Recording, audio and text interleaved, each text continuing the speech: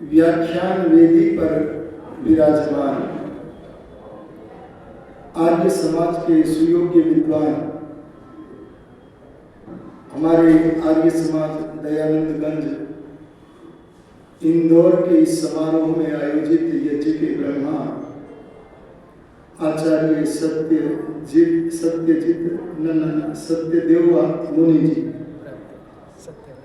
सत्यव्रत मुनि जी, हमारे मध्य भारतीय आर्य प्रतिनिधि सभा के प्रधान आदरणीय प्रकाश आर्य जी, अपने आर्य समाज दयानंदगंज इंदौर के प्रधान आदरणीय हरीश कौशल जी, अच्छा हरीश शर्मा जी, प्रथम आगमन है तो सबसे पहला परिचय है। और हमारे मंत्री आदरणीय मानवीय जी, अभी प्रातःकाल जिनके यहाँ दिनचर्या का कार्य बहुत अच्छा संपन्न हुआ, आदरणीय विजय गोयल जी, आदरणीय प्रताप आर्य जी, सम्माननीय मातृशक्ति तथा सभी समागत पवित्र आत्माओं, आर्य समाज दयानंदगंज इंदौर के द्वारा मुझे कहा गया है कि मैं आज जिस विषय पर अपना विचार रखूं वह विषय है ईश्वर का स्वरूप। आपका प्रिय कौन है? अरे प्रिय नहीं, प्रियतर, और प्रियतर ही नहीं, प्रियतम कौन है? परमेश्वर है। तो परमेश्वर का स्वरूप क्या है, इसे जानने की आपकी जो इच्छा है वो बड़ी प्रशंसनीय है। ईश्वर के स्वरूप का वर्णन महर्षि दयानंद जी ने अपने ग्रंथों में यत्र तत्र सर्वत्र किया है। आर्य समाज का पहला समुल्लास तो परमेश्वर के स्वरूप का, परमेश्वर के गुण कर्म स्वभावों का वर्णन करता ही है। आर्य समाज का दूसरा नियम भी ईश्वर के स्वरूप को दर्शाने के लिए है। आज मैं आर्य समाज के द्वितीय नियम का जो पहला नाम परमात्मा का है उसी पर अपने विचार व्यक्त करने चला। आर्य समाज के द्वितीय नियम में जो पहला परमात्मा का नाम रखा है वह है सच्चिदानंद स्वरूप।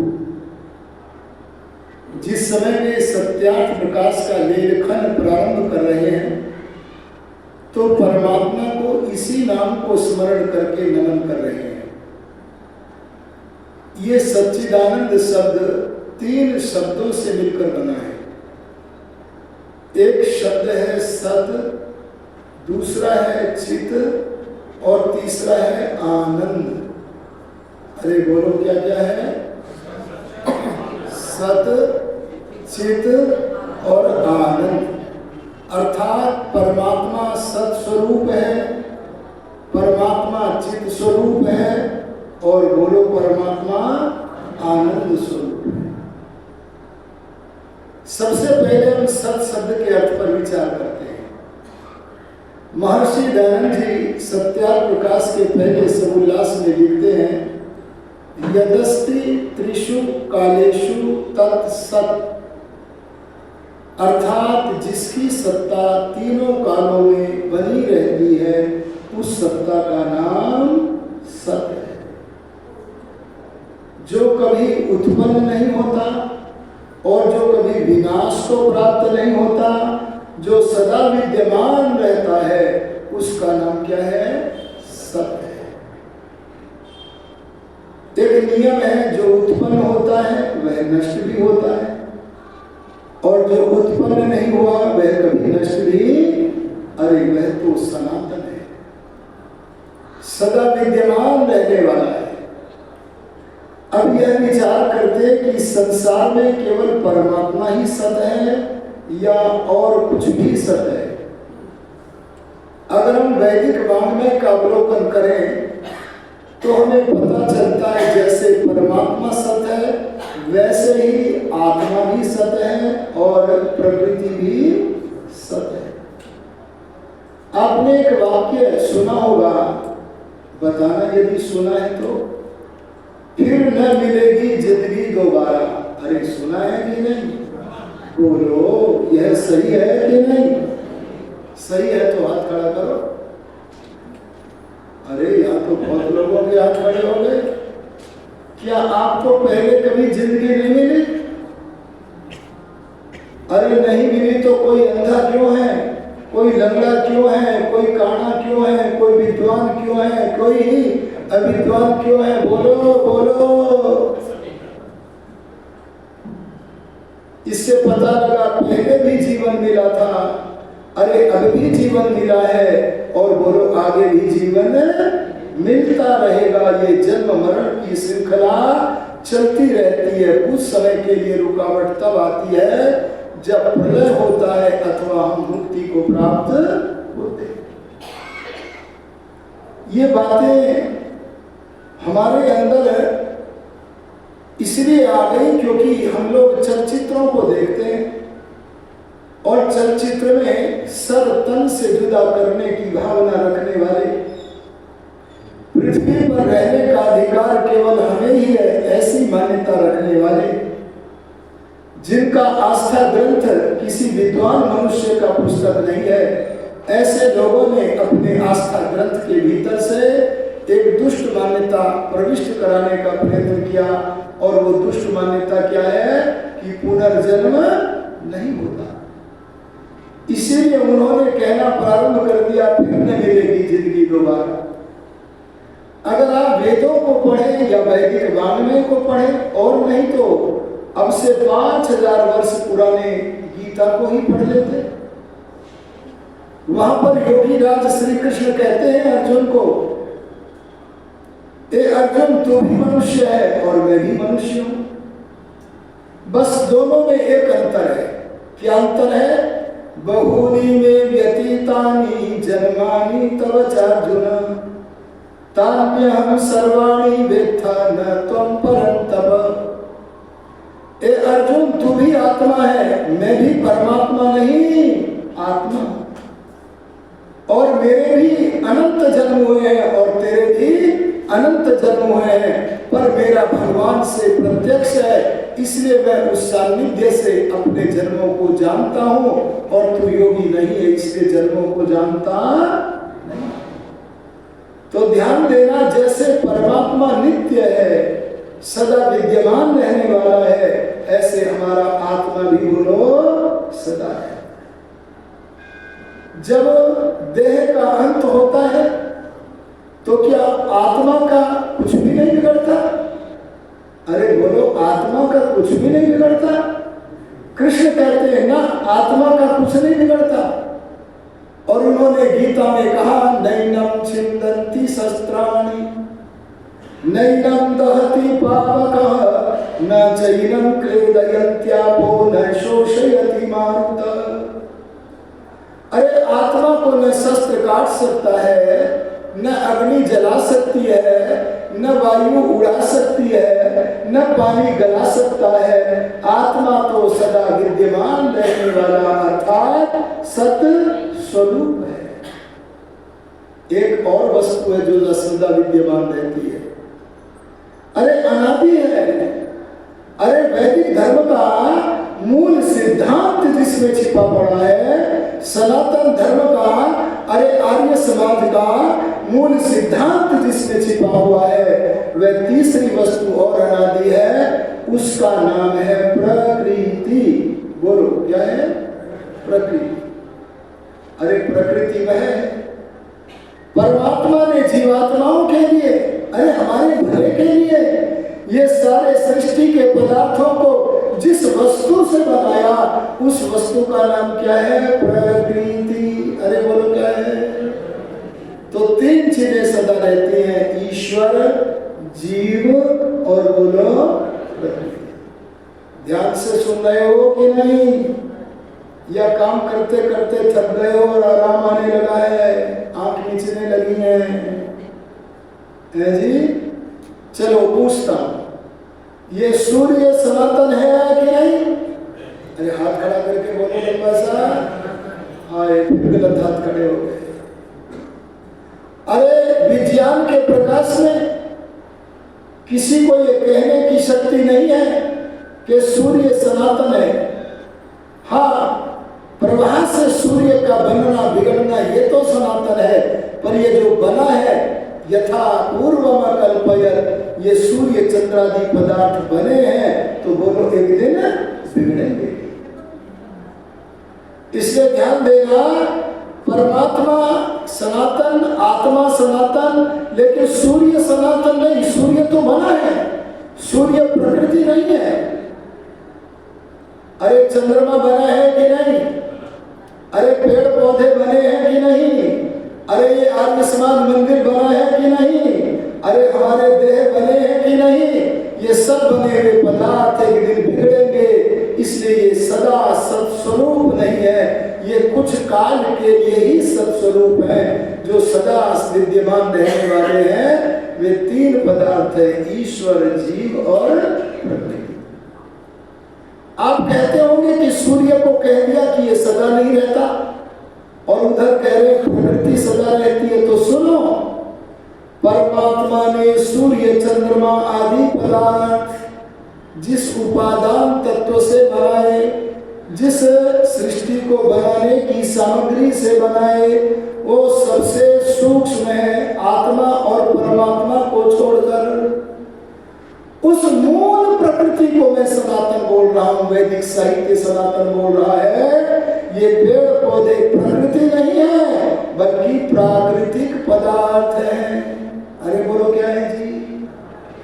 प्राकृतिक माने इनका बनाने वाला भगवान है, और जिस वस्तु से बनाए वो प्रकृति है। इसलिए प्रकृति जन्य होने के कारण इनका नाम क्या है? प्रकृति से बने हुए माने प्राकृतिक। तो ध्यान देना, ईश्वर, जीव, प्रकृति ये सनातन है। अरे बोलो क्या है? सनातन है, सदा विद्यमान रहते हैं। बस ये बात आप मानो। ये त्रैतवाद का सिद्धांत पकड़ में आ जाए तो तमाम सारे वाद विवाद हमारे समाप्त हो सकते हैं। एक बार ऋषि दयानंद जी महाराज उत्तर प्रदेश के बरेली में प्रवचन कर रहे हैं, प्रधान जी, और बरेली में प्रवचन कर रहे तो सामने पादरी टीजे स्कॉट, अंग्रेजों का समय था, सामने कलेक्टर, कमिश्नर, मिस्टर रीड्स जैसे लोग बैठे हैं श्रोत्री मंडल में। प्रसंग आ गया, संदर्भ आ गया ईसाई मत की समालोचना करने का। सत्य का दूत दयानंद, निर्भीक वक्ता दयानंद, उसके सामने जो विचारणीय विषय आ जाता था उसका समीक्षण करने में चूकते नहीं थे। अरे उनकी तो मान्यता थी, इस खंडन रूप कड़े कोड़े की तड़ा तड़ ध्वनि से यदि ये मानव जाति जग जाए तो मैं परमात्मा का धन्यवाद करूंगा। ऐसा समीक्षक दयानंद जब ईसाइयों के मत की पोल खोलने लगे तो सामने बैठा हुआ कलेक्टर जो ईसाई है, अरे कमिश्नर जो ईसाई है, इन लोगों के चेहरों पर लालिमा आ गई। क्रोध के मारे इनके चेहरे तमतमा उठे, लेकिन बोलने का साहस किसमें था? अरे दयानंद योगी का आभा मंडल, और उस आभा मंडल से निकलने वाली विकिरण, उनका प्रभाव ही ऐसा था कि किसी में बोलने का सामर्थ्य नहीं होता था। और इसके साथ साथ सब जानते थे दयानंद जो बोल रहे हैं वे सत्य ही बोलते हैं, वे सत्य के अतिरिक्त कुछ भी नहीं बोलते। बेचारे कलेक्टर, कमिश्नर आदि को मौन धारण करना पड़ा। लेकिन ऋषि दयानंद जिस उद्यान में ठहरे थे उस उद्यान के स्वामी लक्ष्मी नारायण को बुलवा लिया और कह दिया, पंडित दयानंद सरस्वती को समझा दो, कठोरता से काम न लिया करें। अगला दिन था, ऋषि दयानंद जी महाराज ने श्रोत्री मंडल को गंभीर दृष्टि से देखा तो पाया पादरी टीजे स्कॉट को छोड़कर, चाहे कलेक्टर महोदय हो, चाहे मिस्टर रीड्स हो, सारा का सारा श्रोत्री मंडल आया है। भला कौन है जो सत्य को सुनना न चाहे? सत्य को सुनने के अभिलाषुक सारा का सारा श्रोत्री मंडल वहां उपस्थित है। तब चारों तरफ देखते हैं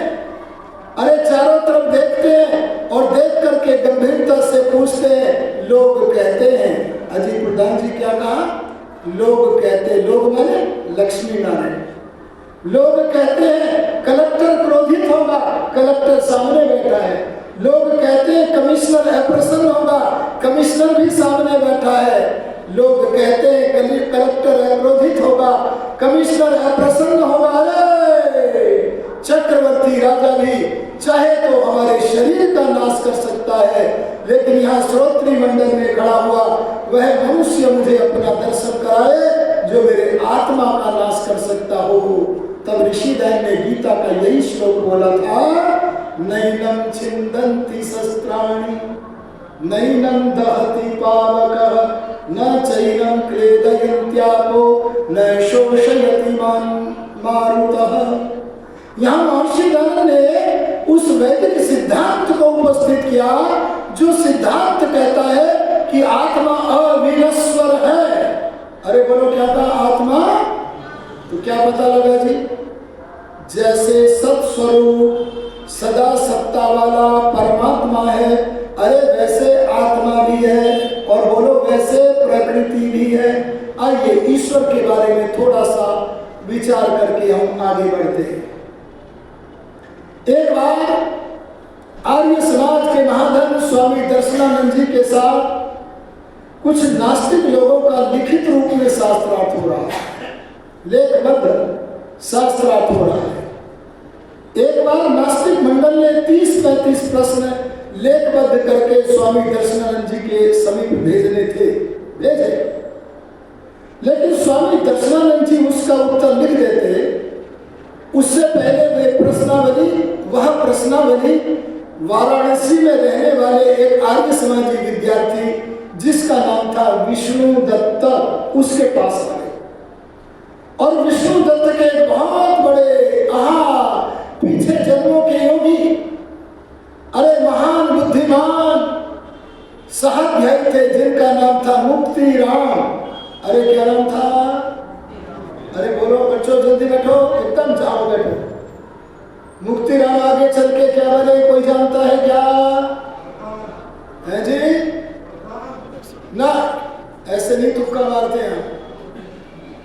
अरे बोलो मुक्ति राम आगे चल के क्या बने, कोई बताएगा क्या?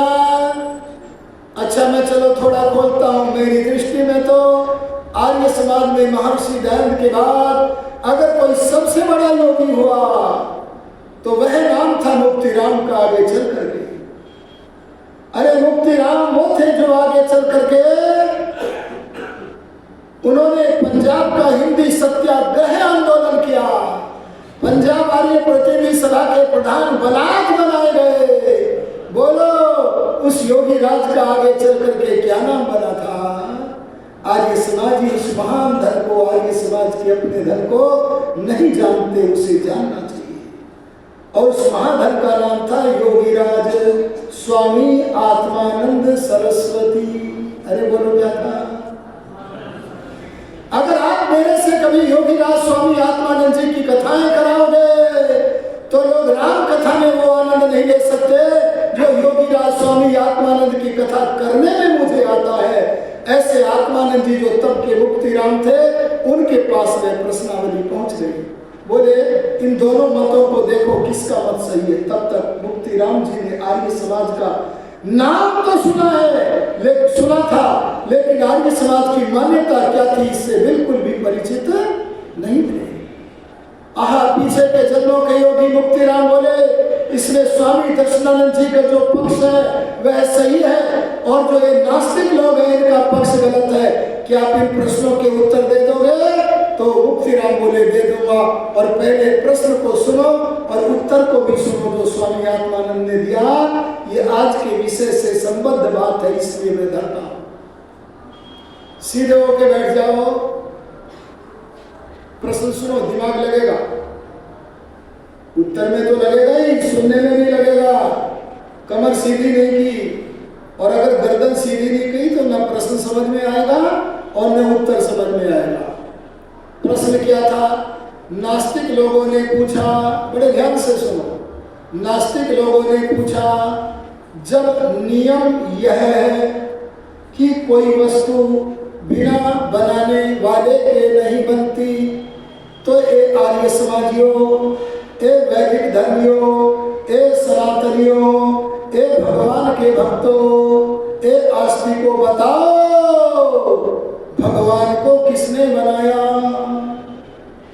अरे प्रश्न आया कि नहीं आया समझ में? एक बार और बोल देता हूं। जब नियम यह है कि कोई वस्तु बिना बनाने वाले के नहीं बनती, तो बताओ भगवान को किसने बनाया? तब मुक्तिराम उत्तर देते हैं तुम्हारा प्रश्न गलत है।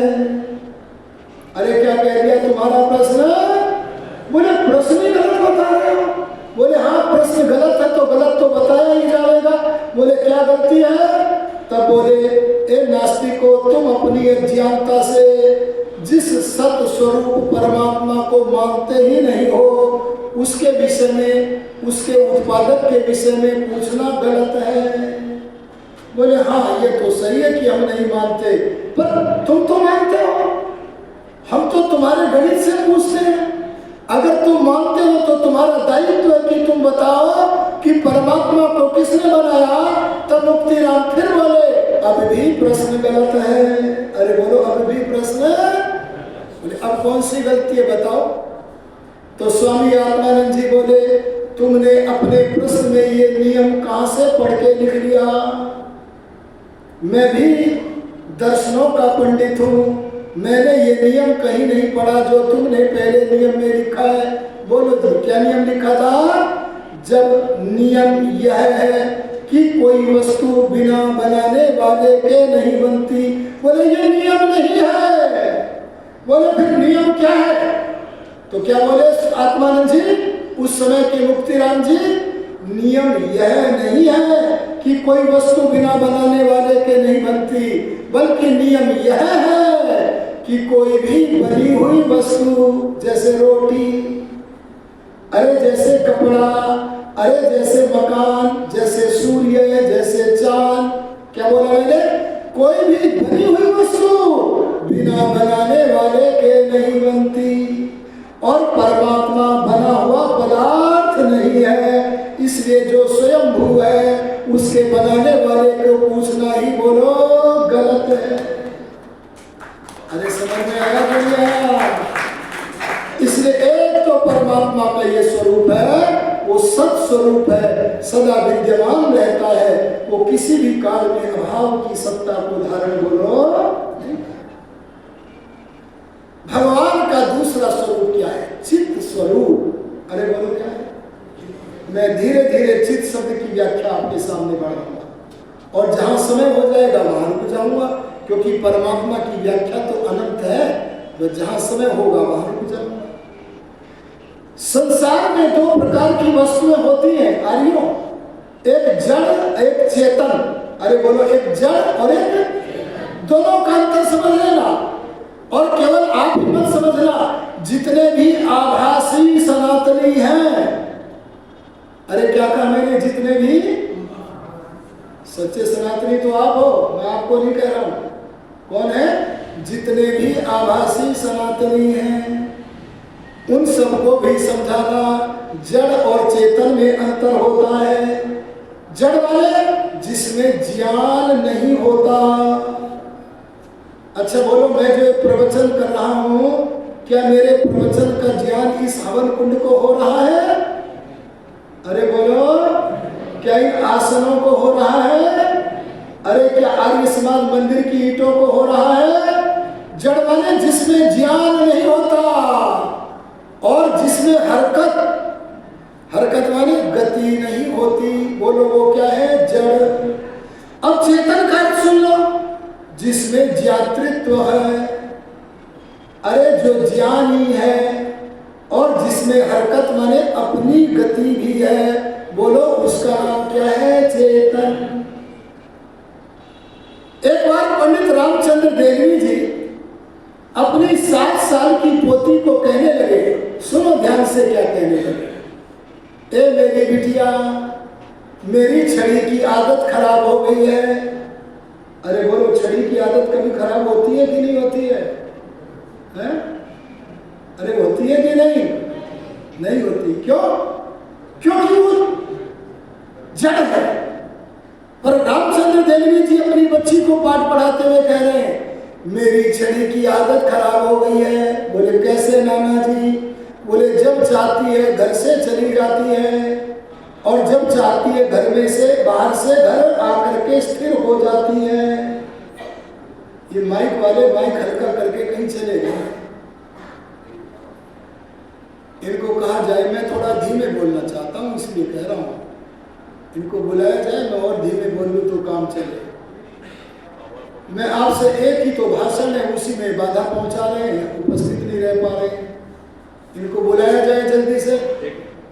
मैं आपसे निवेदन कर रहा था, चेतन माने जिसमें ज्ञान होता है। अरे बोलो जिसमें। अच्छा बताओ आत्मा में कितना ज्ञान है? कोई तो बोलो। अरे दर्शनों को पढ़ के बोलो है जी। अरे अल्प की कोई सीमा तो होगी। आप एक कमंडल में पानी लाए हो, दूध लाए हो, मैं पूछूं कितना दूध है? बोले थोड़ा सा है। अब मैं पूछूंगा थोड़ा सा कितना है वो तो बताओ, तो आप कहोगे 100 ग्राम है। ऐसे ही मैं पूछता हूँ आत्मा के पास अपना स्वाभाविक ज्ञान कितना है? अरे अल्प माने उस अल्पता की सीमा ही तो पूछ रहा हूँ। ध्यान देना, अगर ये सवाल पूछोगे और वैदिक वाङ्मय का सूक्ष्मता से अवलोकन करोगे तो उत्तर मिलेगा आत्मा के पास अपना ज्ञान तो केवल इतना है कि मैं हूँ, इतना ही जानता है। इसके अतिरिक्त आत्मा के पास स्वाभाविक ज्ञान बोलो जी कितना है? शून्य। अरे बोलो कितना है? अपने अस्तित्व का ज्ञान तो है, लेकिन इसे अल्पज्ञ क्यों कहते हैं? इसका उत्तर शास्त्र देता है। अगर ये आत्मा किसी छोटे विद्वान का सत्संग कर ले तो छोटा विद्वान बन जाएगा, और ये आत्मा अगर पतंजलि, कणाद, गौतम, दयानंद जैसे बड़े विद्वान का सत्संग कर ले तो बोलो ये भी बड़ा विद्वान बन जाएगा।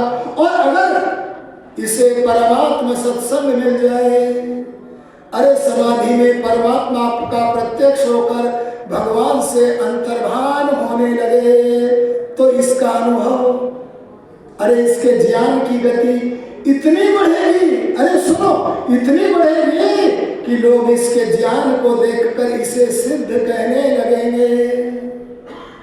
अच्छा आप ये बताओ जरा, आपकी जो आंख है ना वो कितनी दूर तक का देख पाती है? भैया एक तो जाओ मत और इसे थोड़ा सा बढ़ाओ। ये पेशावादी पहले करके आया करो, चलो करो इसको बढ़ाओ। हाँ जी क्या कह रहा हूं मैं? क्या प्रश्न था? ये पहले तैयारी कर लिया करो, प्रवचन में बाधा पहुंचाने वालों को कह दिया करो कि वो अपने ड्यूटी पे रहो। मैं भी तो ड्यूटी पे बैठा हूं। ध्यान दीजिए, मैं आपसे क्या कह रहा था? आंख कितनी दूर तक देखती है? कल्पना करो कि आधा किलोमीटर। लेकिन अगर आपकी आंख के आगे दूरबीन लगा दे तो दूर दूर तक का देखेगी। ऐसे ही आत्मा का अपना ज्ञान तो शून्य है, पर परमात्मा के ज्ञान की दूरबीन लगा दी तो त्रिकालदर्शी बन जाएगा। अरे बोलो क्या बन जाएगा? त्रिकालदर्शी बन जाएगा, चारों वेदों का विद्वान बन जाएगा, सारे प्रत्यक्ष और परोक्ष विषयों का ज्ञाता बन जाएगा। यही तो वेद में लिखा है, ये वेदं भूतम भुवनं भविष्यत् परिगृहीतम् अमृतेन सर्वम्। अरे यस्मिन् ऋचः साम यजुंसि यस्मिन् प्रतिष्ठिता रथना भावी वारा। इन सब मंत्रों का यही तो तात्पर्य है जो मैं कह रहा हूं। इसलिए ध्यान देना, आत्मा भी चेतन है, परमात्मा भी चेतन है, पर प्रकृति चेतन अरे बोलो नहीं है। अच्छा भगवान के भक्त बैठे हो कि नहीं? कौन कौन बैठे हो? हाथ उठा लो। अब की बार गलत नहीं उठेगा, बेशक उठा लो। अरे उठा दो, घबराओ मत, उठा दो। अब की बार कम उठा रहे आप भक्त नहीं हो? अरे बहुत तो खड़ा करो ना लंबा सा। हाँ सही है, सबकी बात सही है, हर बार गलत नहीं उठेंगे। अच्छा जो भगवान के भक्त हैं उन लोगों में से किस किस ने अपने घर में भगवान का चित्र या मूर्ति रखी है? बोलो, लंबा सा करो, लंबा सा। हाँ, बहुत संख्या है जी। ये सब आभासी सनातनी है। ये क्या है प्रधान जी? आभासी सनातनी। आपका धन्यवाद जो आपने इनको बुलाया और आज ये ध्यान से सुने तो सनातनी बने। अच्छा, मैं जिन्होंने घर में भगवान का चित्र लगाया है, मूर्ति लगाई है, उनके विचार के लिए एक बात रख के आगे बढ़ना चाहता हूं। आप सबके पास मोबाइल में कैमरे हैं। आप अपने कैमरे से एक मोटी वस्तु जैसे मिट्टी, बोलो, उसका चित्र ले सकते हो कि नहीं? अरे बोल दो ना, ले लोगे। क्यों? क्योंकि मिट्टी आंखों से दिखती है। अरे बोलो, मिट्टी से महीन चीज क्या है? मिट्टी से सूक्ष्म है जल। जल भी आंखों से दिखता है। आप जल का चित्र भी ले लोगे। जल से सूक्ष्म क्या है? प्रज्वलित अग्नि। आप प्रज्वलित अग्नि भी आंखों से दिखता है तो चित्र ले लोगे। अरे अग्नि से सूक्ष्म क्या है? पवन, वायु। अरे वायु आंखों से दिखता है क्या? जो पवन आंखों से पकड़ में नहीं आता, संसार का कोई भी कैमरा उसका चित्र, बोलो, नहीं ले सकता। अब जिन्होंने घर में भगवान का चित्र रखा है, उनसे मेरा सनातनी प्रश्न है। अरे सनातन की तरफ ले जाने के लिए प्रश्न है। और वो प्रश्न क्या है?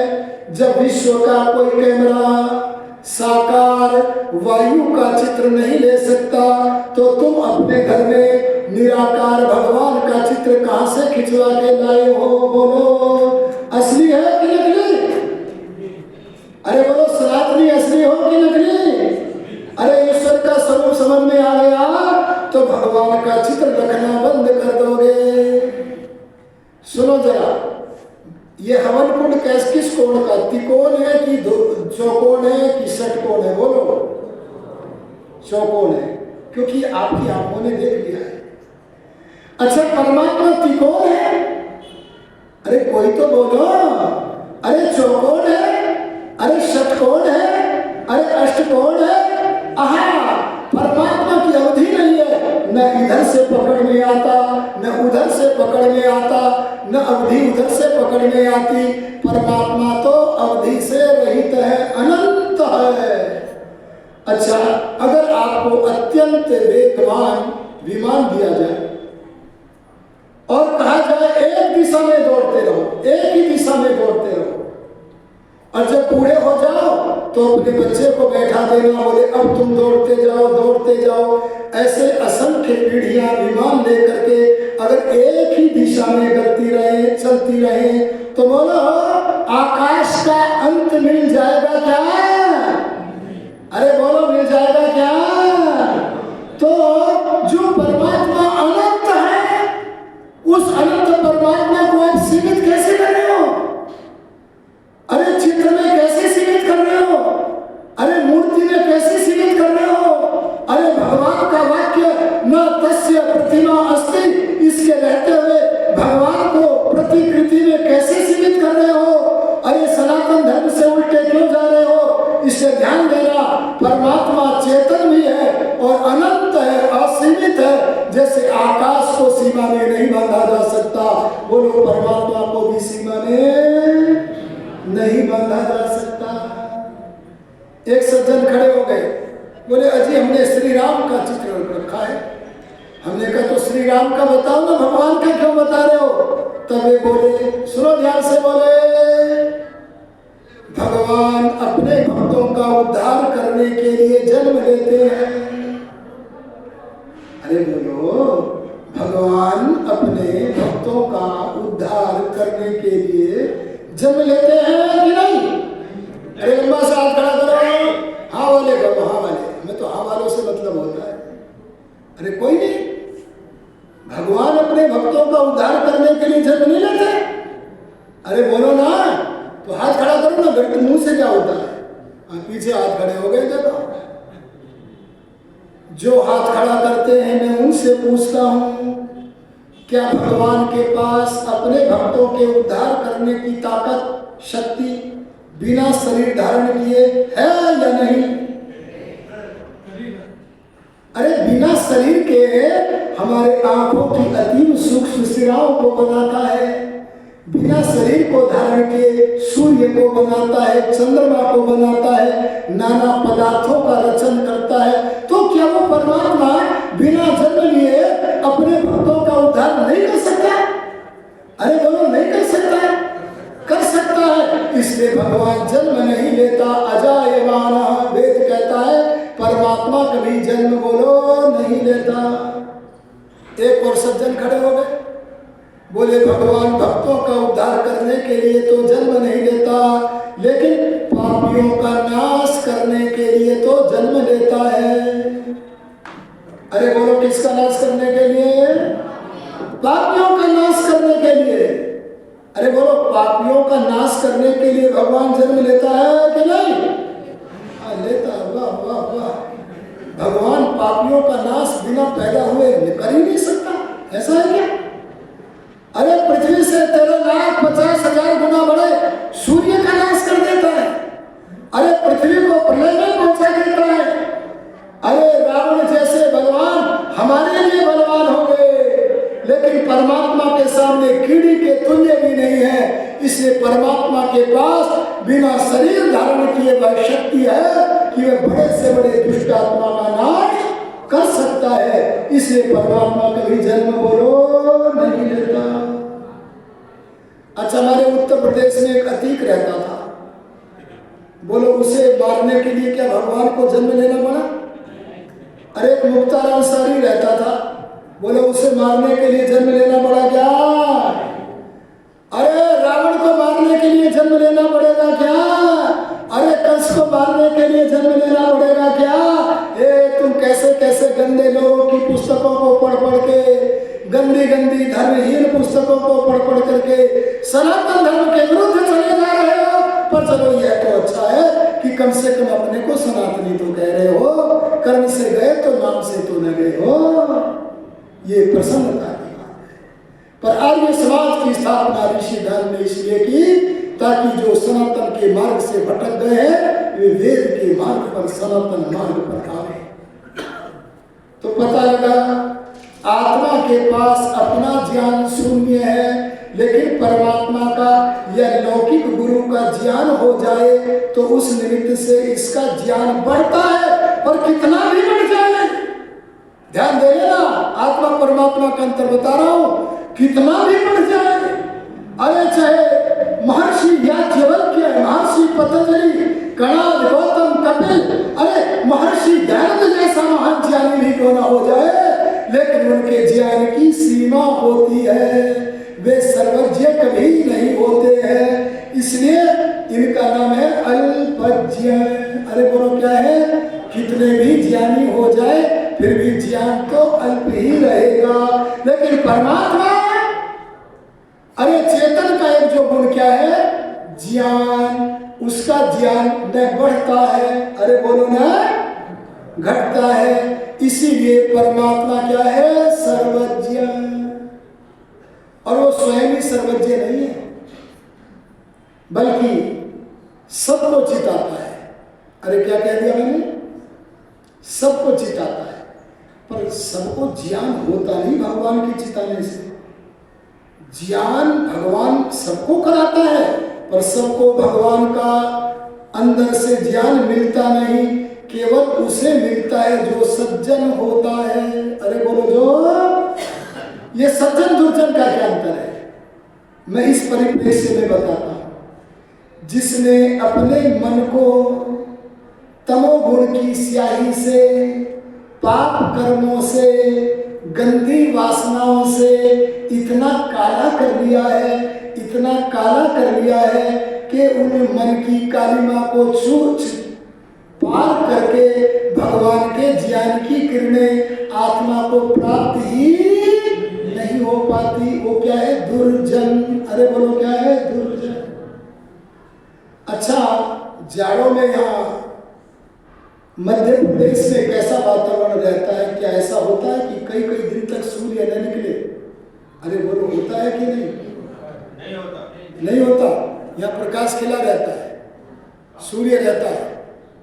हाँ, हमारे यहाँ तो ऐसा होता, सूर्य तो निकलता है पर कई कई दिन तक दिखता नहीं। अरे बोलो, कई कई दिन तक है। और समाचार पत्रों में एक ही समाचार, भगवान सूर्य निकाल दो। क्या कहते हैं? भगवान सूर्य निकाल दो। अंगीठी में हाथ ताप रहे हैं, हाय बड़ी ठंड लग रही है, भगवान सूर्य निकाल दो।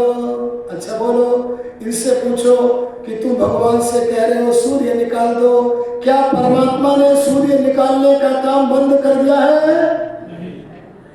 अरे सूर्य भी निकल रहा है। परमात्मा सूर्य की किरणों का प्रेषण धरती पर कर भी रहे हैं और जीव सूर्य की किरणों की चाहना भी कर रहे हैं, लेकिन फिर भी परमात्मा की सूर्य की किरणों को पृथ्वी पर भेजने की दाल नहीं डल रही है। क्यों? क्योंकि कोहरा घना गया है। ये कोहरा नहीं आता क्या? आता है तो फिर तो सूर्य नहीं दिखता होगा। अरे कभी बादल आ जाते हैं, कभी कोहरा आ जाता है। ध्यान देना, सूर्य तो निकलता है जैसे, ऐसे परमात्मा की प्रेरणा तो सबको मिलती है, पर जिस आत्मा और परमात्मा के बीच में काला बना गया है, उसे भगवान अपने ज्ञान के झुंड से, अपने ज्ञान की किरणों से प्रभावित नहीं कर सकते। क्यों? क्योंकि सबके कर्म न्यारे न्यारे हैं। आ गया ना समझ में? लेकिन अब बचे सज्जन। अरे बोलो, क्या बचे? सज्जन भी दो प्रकार के होते हैं, एक योगी, एक अयोगी। क्या कह दिया मैंने? एक योगी, एक दूसरे बोलो अयोगी। अरे अयोगियों के बारे में बताता हूं। जो मनुष्य योगी नहीं होते उनको भी परमात्मा चिताता है। कैसे? जब हमारे मन में कोई विचार आता है, कभी अच्छा विचार आया, अरे बोलो, कभी बुरा विचार आया, तो जब मन में कुछ विचार आता है या हम किसी कर्म के करने में प्रवृत्त होते हैं, तो आपके मन में कुछ कुछ होता है कि नहीं? अरे बोलो, होता है कि नहीं? एक चोर ने सोचा आज चोरी करेंगे, अमुक घर में करेंगे। चोरी करने से पहले निर्णय किया, पकड़े गए तो ये हानि होगी, धन मिला तो ये लाभ होगा।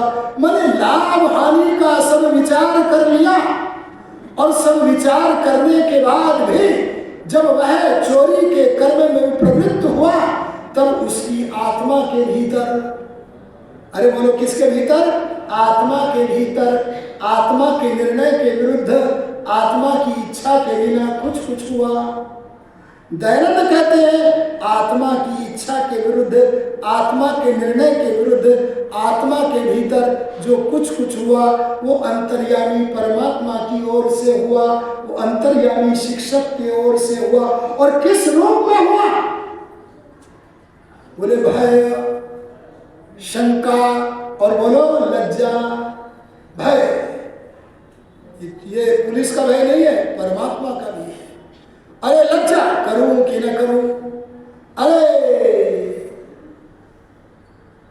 शंका, ये सारी की सारी चीजें पैदा होंगी। और अगर अच्छा काम करोगे तो अभय, निशंकता, प्रोत्साहन, ये जो प्रोत्साहन आदि आत्मा में हो रहे हैं, ये अंतर्यामी शिक्षा के आधार पर हो रहे हैं। जो अंतर्यामी की शिक्षा को सुन करके काम में प्रवृत्त होता है वह धार्मिक बन जाता है। जो अंतर्यामी की शिक्षा को ठुकराता है, बोलो, वह धर्महीन बन जाता है। ये जो अंदर से चिताने वाला है वह परमात्मा का स्वरूप है, चित्त स्वरूप। अरे बोलो, क्या है? चित्त स्वरूप। मैं एक घटना सुनाता हूं इतिहास की, जो आपने पढ़ी है। एक बार स्वामी श्रद्धानंद जी महाराज गुरुकुल कावड़ी से हरिद्वार की तरफ अपने बच्चों को लेकर के जा रहे थे, गुरुकुल के बच्चों को। उन गुरुकुल के बच्चों की वो माँ भी थे, पिता भी थे, और बोलो आचार्य भी थे। और शिक्षाप्रद कहानी, थोड़ी सी आवाज बढ़ा, शिक्षाप्रद कहानी कहते कहते जा रहे हैं। अचानक कहानी कहते कहते रुक गए, बढ़ा हुए थे, और रुक करके एक तरफ सड़क के किनारे जो झोपड़ियां थी उनको देख करके रुक गए। और उनको देख करके रुके आंखों में आंसू आ गए, फिर हंसे और चल दिए। कितनी घटनाएं घट गई जी। शिक्षाप्रद कहानियों को कहते कहते रुके, एक घटना। सामने की झोपड़ियों को देखकर आंखों में आंसू आए, दूसरी घटना। और तीसरी मुस्कुराए और चल दिए, तीसरी घटना। एक विद्यार्थी से रहा न गया, बोला स्वामी जी इतनी अच्छी अच्छी शिक्षाप्रद कहानियां कहते कहते रुके क्यों? तब स्वामी श्रद्धानंद बोले देखो उन झोपड़ियों को देख के रुका, इन्हें देखकर मुझे अपना काला अध्याय अतीत स्मरण हो आया। ये झोपड़ियां वेश्याओं की झोपड़ियां हैं और उस झोपड़ी के सामने देखो एक धनिक व्यक्ति अपने रथ में बैठकर अपने चरित्र का नाश करने के लिए उस झोपड़ी के भीतर गया है। उसे देख रहा था, बोले रोए क्यों? ब्रह्मचारी बोला रोए क्यों? बोले रोया इसलिए था, एक दिन मुझे उस समय में एक पारसमणि मिला था और मैं लोहा मुंशीराम था। वैसे पारसमणि छूने से लोहा कुंदन बनता नहीं है, पर एक वैसे ही कहावत है, तो उसी कहावत के आधार पर मुंशीराम कह रहे हैं। बोले पारसमणि मिला था और मैं लोहा उसके पास गया था और पारसमणि के छूने पर भी ये लोहा मुंशीराम कुंदन न बना, तब इसे याद करके मैं रोया। अब अगला प्रश्न सुनो जी, कितना गजब का है। विद्यार्थी कम नहीं होते थे तब। बोले स्वामी जी जब पारसमणि के छूने से लोहा कुंदन बन जाता है तो तुम क्यों न बनी? तब स्वामी श्रद्धानंद बोले अरे सुनो ना, दयानंद रूपी पारसमणि मुझे मुंशीराम लोहे को टच करने की बार बार कोशिश करता था, मुझे छूने का बार बार प्रयत्न करता था, पर दयानंद रूपी पारसमणि मुझे छू न पाया था। क्यों? क्योंकि मुझे लोहे के ऊपर वासनाओं का जंक लगा हुआ था और वो बार बार वासनाओं को टच कर करके हट जाता था। अगर मेरी आत्मा को छू जाता तो मैं उस समय कुंदन बन जाता, इसलिए रोया। अरे बात समझ में आई कि नहीं आई? ये तो सांसारिक पारसमणि था, लेकिन चित स्वरूप परमात्मा वो सबको चिताता है। लेकिन जब तक हमारे मन में काली माँ है तब तक हमें भगवान के ज्ञान का प्रकाश, अरे बोलो ये कारण है जी। बोले फिर हंसे क्यों? बोले हंसे क्यों? बोले फिर और एक घटना सुन लो बेटो। बोले एक दिन मैं अपने वकील मित्र के यहाँ ठहरा हुआ था, हम दोनों ने मिलकर के खूब शराब पी, लेकिन मेरे कुछ अच्छे संस्कार भी थे। मैंने उन अच्छे संस्कारों के कारण मैं शराबी बोला अरे और मत पी, बहुत पी ली है। और बस मेरी उस दिन दावत थी, मैं उसको पीता हुआ छोड़कर एक बड़े वकील के यहाँ दावत में चला गया। वहाँ भी शराब का दौर चल रहा था, पर मैं बलवान था, मैं भी लगा पीने। और एक ने तो इतनी पी कि वो लुढ़कने पुढ़कने लगा और मेरे को कर्तव्य सौंपा कि चलो तुम इस लुढ़कते पुढ़कते शराबी को पकड़कर इसके घर छोड़कर तब अपने ठिकाने पर पहुंचना। मैं इसे संक्षेप में कर रहा हूं, कई घटनाएं बीच में घटी है उनको रोकता हूं। और जब मैं घर पर पहुंचा तो मैंने देखा मेरा मित्र शराबी अब भी पी रहा है। मैंने कहा अभी भी पी रहा है, चुप रुक जा। लेकिन मेरी वासना ने मुझे फिर उबाला दे दिया और मैं भी पैक भर करके जब गिलास में डाला ही था कि सामने के भवन में से एक नारी की बचाओ बचाओ ध्वनि सुनाई पड़ी। मेरी आंखें खुली और मैं उसे रात्रि के समय में उसे भवन में घुसा तो पाया मेरा वो जो मित्र है जिसके ठिकाने पर मैं ठहरा हुआ था, वह निर्विचार उस नारी के सतीत्व के हरण करने की चेष्टा कर रहा था। मैंने उस नरपिशाच से उस नारी को बचाया और आंखें बंद कर ली। मैंने आंखें क्या बंद की, मेरे आंखों के सामने ज्ञान रूपी नेत्र के सामने ये चर्म चक्षु बंद की थी तो मेरे ज्ञान नेत्र खुले और ज्ञान नेत्रों के खुलते ही मेरे ज्ञान नेत्रों के सामने लंगोट पहने, हाथ में लठ लिए, सारे शरीर पर भस्म रमाए, दयानंद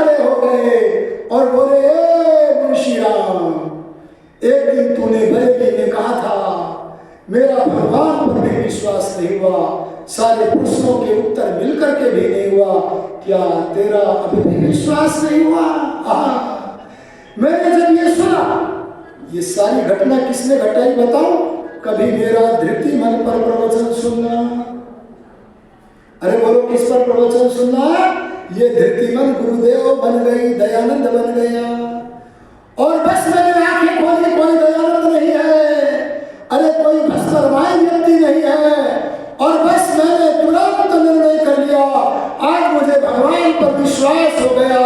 अंतर्यामी परमात्मा मेरे धृति मन को दयानंद गुरुदेव बनाकर चिता गया, और मैं आज निर्णय करता हूं कि ये मेरे जीवन की अंधकार की अंतिम रात्रि है, मेरे जीवन का टर्निंग पॉइंट है।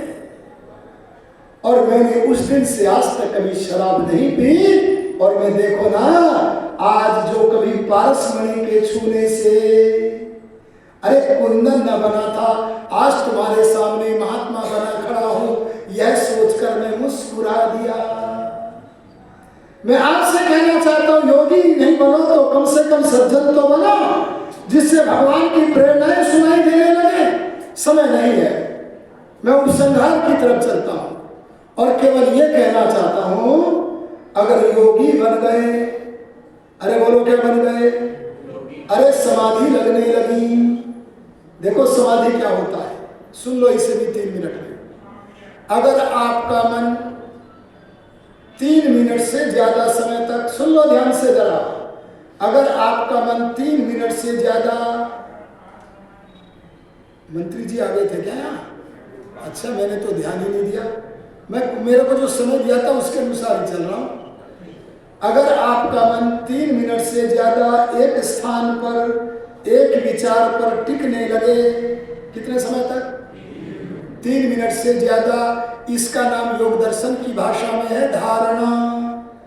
अगर वही मन का टिकना, वही मन की एकाग्रता बढ़ते बढ़ते 15 मिनट से ज्यादा हो जाए, बोलो इसका नाम क्या है? ध्यान। अरे नाचोगे, कूदोगे, ये कहोगे मन में ऐसा ऐसा फीलिंग होता, कभी हुआ ही नहीं, ये सब तो गुण का प्रकाश होगा। और अगर वही मन की एकाग्रता बढ़ते बढ़ते आपकी 3 घंटे से ज्यादा की हो गई, अरे कितनी बोलो? अब योगी राज दयानंद की तरह रास्ता खुलने का समय आ गया। अरे समाधि प्रारंभ होने का समय आ गया, और समाधि में लगने लगी। अरे ध्यान देना, योगी अगर बन गए तो क्या होगा? जैसे खुली आंखों से सूर्य के प्रकाश में भौतिक वस्तु को देखते हो, ऐसे ही सूर्य के प्रकाश में नहीं, अरे चर्म चक्षुओं से नहीं, आत्मा योग साधन के द्वारा भगवान का प्रत्यक्ष करेगा। अरे वो क्या करेगा? और अगर प्रत्यक्ष हो गया तो दयानंद जैसे ऋषियों की तरह बोलना पड़ेगा, क्या? त्वमेव प्रत्यक्षं ब्रह्मासि, त्वमेव प्रत्यक्षं ब्रह्म वदिष्यामि। तो जब परमात्मा का प्रत्यक्ष होगा ना, सुनो, तब जब जिस बात को जानने की इच्छा करके समाधि लगाओगे, तब परमात्मा उस बात को आपको यथा जैसा है वैसा यथा तथ्य बोध कराएगा। अरे जब कोई योगी जिस मंत्र के अर्थ को जानने की इच्छा करके समाधि में बैठेगा, तब परमात्मा उस मंत्र का अर्थ जैसे हमारा लौकिक गुरु बताता है, उससे भी अच्छी तरह बोलो बताएगा। भाई भगवान के बारे में तो बहुत कुछ कहना वक्तव्य है। आनंद को तो मैंने भी छुआ ही नहीं है, लेकिन घड़ी आगे बढ़ने को समय नहीं देती। अतः एक काम करो, वाणी को विराम देता हुआ कहता हूं, और वो काम ये है